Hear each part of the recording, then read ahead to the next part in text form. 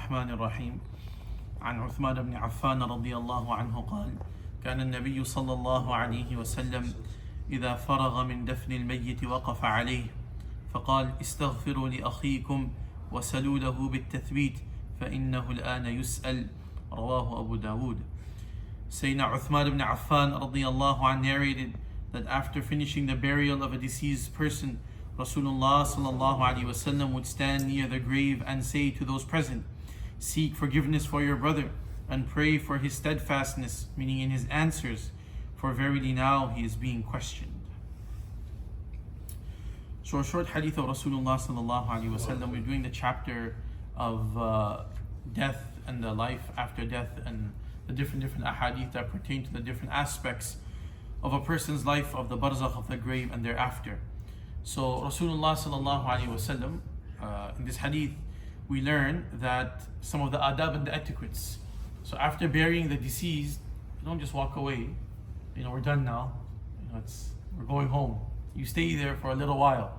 I think I mentioned this a couple of days ago as well, that if the family members want to come over there, and we have to say this, and some people might not like it, but sisters should not come to the graveyard, especially at the time of the janazah, when the salatul janazah is being offered, and when the deceased is going to be buried. Sisters shouldn't come over there because it creates a lot of issues, right? Then we have to start making space for them. You have the men have to start looking down, the women have to look down. There's some sisters don't come with proper hijab. Some sisters, they come with makeup in the graveyard. Fitna over there is a time to reflect about the akhirah and the life of the hereafter and things like that. And then the men and women are bumping into one another. So women should not come to the graveyard, especially at the time of the janazah. If they want to come the next day, or maybe later in the day when there is no one around there, they cover themselves properly with the proper hijab and those things, and then they come and they, with other male members of the family, and then they come and they read some things and they make dua for the deceased. That is understandable, and the ulama have given permission for that. But it should completely be avoided at the time of the janazah. So, nevertheless, after the burial is done, Rasulullah sallallahu alaihi wasallam would stand there for some time. And by the way, in any of the ahadith, you look at any of the ahadith of Rasulullah sallallahu alaihi wasallam, never has it been mentioned that the Ummahatul Mu'mineen or some of the other Sahabiyat were there present at the time of the burial. Not a single hadith you will find like that. Only the men, only the Sahaba radiallahu anhu and Rasulullah sallallahu alaihi wasallam. So after that, Rasulullah sallallahu alaihi wasallam would stand there for some time, and then he would say to the Sahaba, Istaghfiru li akhikum, seek forgiveness for your brother whom you have just buried, and wasalu lahu bit-tathbit, and ask Allah to give him firmness, because he is going to be questioned by the malaik and the angels now in the grave. They're going to come and question him the three famous questions: Man rabbuk, ma dinuk, wa ma taqulu fi hadha ar-rajul, right? The three famous questions. So he's going to be asked those questions right now. So ask Allah to give him firmness, and that Allah gives him the ability to answer those questions correctly and in the proper way and in the correct way. So this is what we learn from the hadith of Rasulullah sallallahu alaihi wasallam. Because some people, they say that after you bury the deceased, then you cannot make any dua over there. It is it is a bid'ah, it is wrong. You have to go away from there.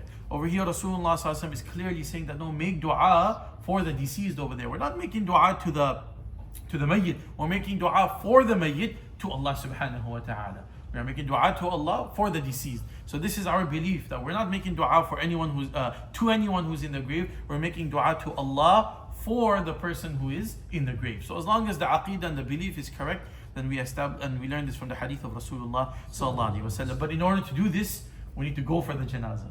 In order to practice upon this, we need to go for the janazah. Most people don't like to go for the janazah for whatever reason. At least we should, whenever there is a janazah in the community, we should make an effort, inshallah, that we fulfill the sunnah of Rasulullah. It's the haqq of the Muslim brother. Rasulullah said, haqqul muslim al muslimi khams, and one of them is ittiba'ul janazah, that a Muslim has certain rights over his Muslim brothers, and one of them is that when he passes away, you follow the janazah, you go and bury that person, and you pray the salatul janazah on that person. So we ask Allah subhanahu wa ta'ala that Allah subhanahu wa ta'ala grant us that that enthusiasm and that zeal, that we go and fulfill the rights of our Muslim brothers. We go for the janazah, and we take ibrah and lesson when we go to the graveyard. May Allah forgive our shortcomings. May Allah be pleased with the seven. Ya Rabbil Alameen. Wa sallallahu wa sallim ala nabiyyina Muhammad wa ala alihi wa sahbihi ajma'in. Walhamdulillah.